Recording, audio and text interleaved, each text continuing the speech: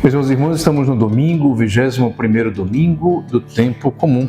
O Evangelho é o Evangelho de Mateus, capítulo 16, versículos 13 a 20.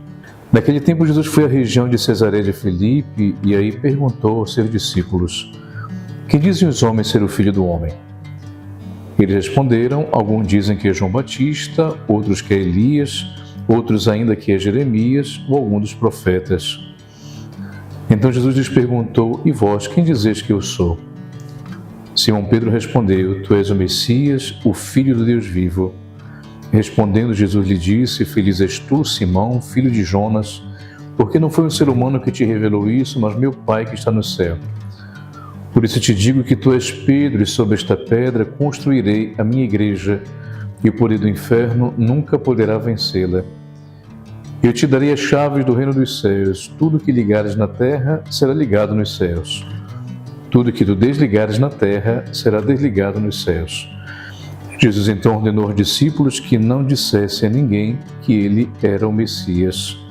Palavra da salvação, glória a vós, Senhor.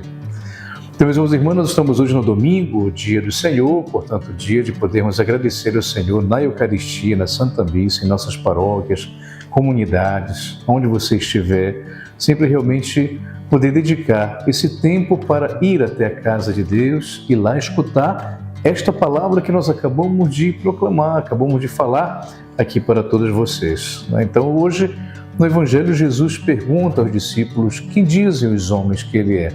É uma pergunta muito interessante, corajosa, inclusive, porque muitas vezes é necessário termos autoconhecimento, né? Ou seja, nós podermos conhecer a nós mesmos para que depois nós possamos entender as circunstâncias da nossa vida e como nós devemos ou como podemos responder, conhecendo nossas potencialidades, conhecendo nossos limites, conhecendo nossas forças, nossas motivações.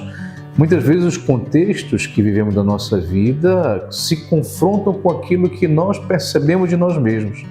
Então, com essas duas perguntas, Jesus nos dá um caminho muito interessante, interior de conhecimento. Primeiro ele pergunta: "Quem dizem os homens que eu sou?" Ou seja, o que dizem aqueles que vocês ouvem falar, né? E eles falaram, os discípulos: alguns dizem que tu és João Batista, outros que és Elias, outros que és Jeremias, alguns dos profetas. Mas também ele faz essa pergunta: "E vocês? Quem dizem que eu sou?" E nesse caso aqui agora a gente pode fazer também uma observação espiritual. Ou seja, de vez em quando é importante também nós podemos nos fazer essa pergunta a partir de Jesus: quem é Jesus para mim?